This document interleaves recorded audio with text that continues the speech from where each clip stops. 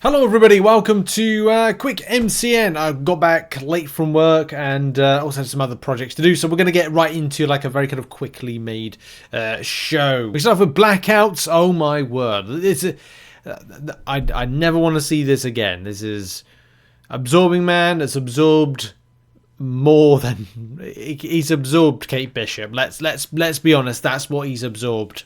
This was interesting. This is by Leather Emu.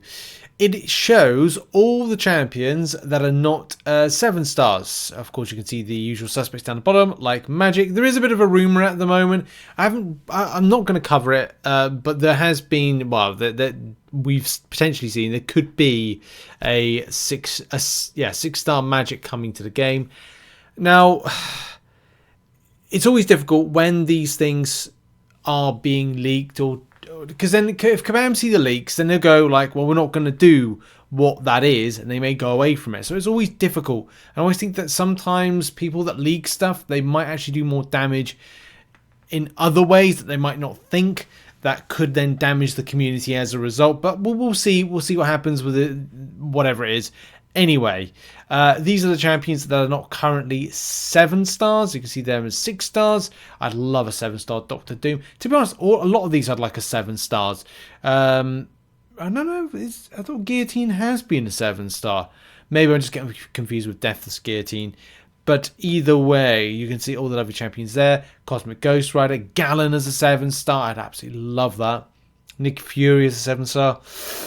Oh, there's a lot there. Human Torch is a 7-star. Oh, there's some spicy ones that could be some very nice ones. Archangel in there as well. This was interesting, and you can check it out in the link in the description. And I just thought it would be just cool. It was cool to show you all. 7-star Kingpin, why not? 7-star Kate Bishop, we know what that would do. Anyway, next up, and rumours are awry from the community. They are thinking to themselves they're getting a special calendar. Nothing's been confirmed. We know there's going to be an event, a store, but we don't know if there's going to be anything else. I can't remember if last year we had some kind of like tie-in type of calendar, but nowadays I would say with Kabam is like, if you think that you're going to get something and it's guaranteed, it is never guaranteed by Kabam. Because, well, yeah, like Kabam have this tendency. Like, who knew the Lunar New Year would end this year when it came to a regular event that Kabam would do? That was, yeah, interesting. But if you were to choose any of them from this list, who would you pick? Now, we did a video, or we've been doing videos on the very aforementioned champions. I think we did a 7-star Gwenpool video back when we had the supply drop. I haven't had time to do a She-Hulk 7-star video, but MSD's done a great video on him, her, and Iceman. The video went out yesterday, so I did a video on Iceman. Longshot is a 7-star. Maybe it's a video I should have done a little while ago, but Longshot's a very good champion, interesting champion nonetheless. If you've got a chance, who are you picking? Who do you hope you get if there's a gacha box coming back at the later point of this week? And of course, we'll be doing some Lovers of BattleRealm romance store coverage and kind of figure out some of the best deals and things that will be worth your units, or invest it all into the next thing. So everybody is freaking out, maybe not, preparing themselves for Epic of Pain. I said Epoch of Pain, but Epic of Pain. The Ares fight is going to be something that's, I think, going to test the patience of the player base. Obviously, some people give it a load of shit, let's face it. All say that it's could be something that's going to be quite good. I'm still on the fence. I want to see a proposition. I want to give it a go and see if it's good or bad. The paths. My biggest concern with a lot of stuff when it comes to new content and endgame content with Kabam is it's just the other stuff going on, the general gameplay. Things aren't great at the moment. They're really not. I'm inundated now with AI. I think people they're losing their patience. Of course, there's bugs and latency issues and other stuff that Kabam haven't addressed at the moment. We'll talk about that in a moment. Like this Thanos Reigns solo event bug.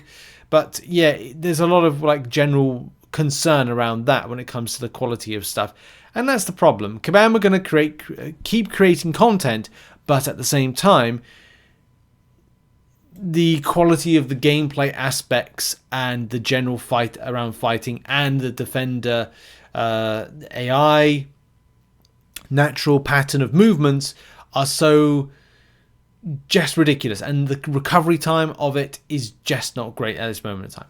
But I'm sort of looking forward to it. I'm going to try and get some more revives ready for this, but I'm building back my units to go back in and do at least one time through, see what it's like, and yeah, make some decisions from there. But are you looking forward to it? Will you be playing it day one? Will you be playing it down the line? Are you going to like see how other people are taking it on? Are you planning your paths?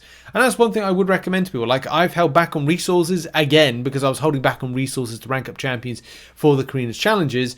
But because I've stopped doing the last two just yet to focus on Epic of Pain, I'm now at a point where I've got to now think about resources as to making the strongest 7 stars possible to take that down because it's more advantageous for me. Decisions, hey? And as we mentioned earlier, and something that is like a regular talking point, like a regular MCN based coverage and, you know, regular thing to mention, is something that, you know, I did say at the start of this year, that AI quality, general gameplay, it's going to be something for me that I'm just going to be focusing more on this year to kind of like make a mention of. Kabam, please let us know what you're doing with it, because we want to make sure. And this is a great point here. As much as people may say like, oh, are we the community being critical? It's like a game that I want to love playing again, right? It's a true sentiment. It is a beautiful sentiment as to like people want Kabam to do good by the game. People will say, well, it's been like this for years. Is it ever going to get any better? That's a good question. But then we haven't had a new AI system built. Kabam said a long time ago they would have to build the AI from scratch. Like, this is going to have to be from scratch, because effectively we've not had an AI. We've had just something that does something. That was to a degree what Kabam was saying. So when we can find out like how it is and will it be any better, that's another thing. And will that improve things like inputs based on the fact of response time, like the response for the AI, like the recovery time for the AI. If it's slowed down, then therefore your input into your device of when you're doing a block, it would be better based on that. One of many things, really. It's like it just goes a bit further. Also, it's a relevant point to say, like, well, how's MSD like so good with the game? It's different. There's different situations. There's layers upon layers of things that are different about it. Reaction time, probably, maybe, don't know. Internet quality, maybe, possibly, don't know.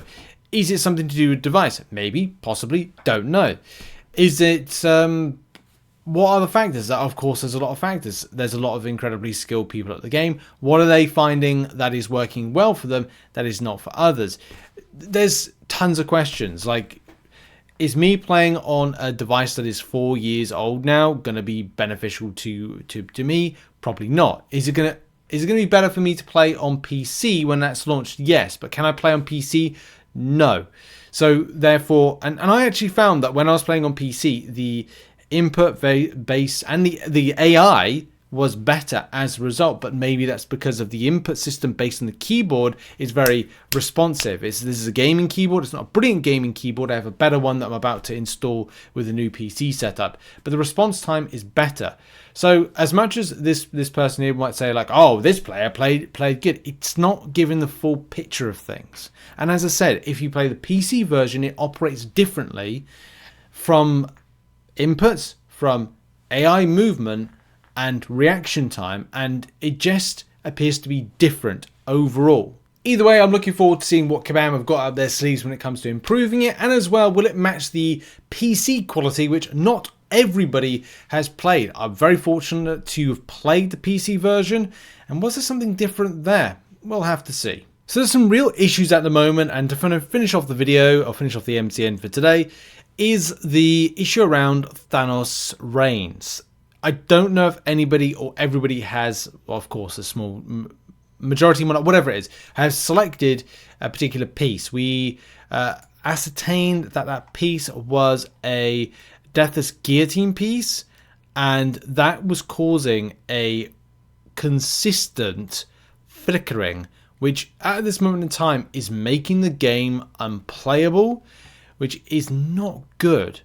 Like, there's literally people that are kind of playing it with like a flickered screen, and Kabam Sport were cancelling the requests, which is just, again, isn't great. This is just, well, imagine if you weren't able to play the game and you really wanted to play the game, or you had things to do in game, you know, Alliance Wars, Alliance Quest, whatever. There's people that have not been able to properly play the game because they're stuck in a weird loop. So it's just really, really bad. I mean, the loop is, of course, to do with the constant flickering that people are expecting, not expecting, experiencing. There's some interesting side points to this. Like, in 2 days, those on Platinum track will be able to access 7-star Dazzler. However, because she is selected from a selector, all those people who suffer from the bug will be unable to claim her, since no one appears to be able to access any other selectors while suffering from this bug. So yeah, one person said that they might have been fixed. My ticket got picked up today and fixed. My bug reports ones kept getting closed, so I submitted one under a separate category that made its way through. So there's some very weird things, like maybe it just has been fixed or not been fixed. Select the deathless piece that you need, but you cannot select the deathless piece that you need. Okay. Finally got all other selectors windows to pop up, but the deathless selector hasn't yet. And yeah, just looking for more developments. Still not being addressed. This seems to be happening on a regular basis. Keep the selector for yourself, but fix the blinkering screen. One thing I noticed, if you buy an item like a potion, the last selector would appear. Just had this with Dazzler, but that doesn't seem to work for the deathless selector. So caution with that, and I don't know if Kabam are planning to fix it from those that want to select something from that selector that might be bugged. Anyway, that's been a stripped down version of the MCN. Had to quickly make it because of a lot of stuff on, but yeah, not really much on at the moment. We'll see what happens during the week, especially going up to the Valentines stuff on Friday. Cheers everybody, have a great day, bye bye.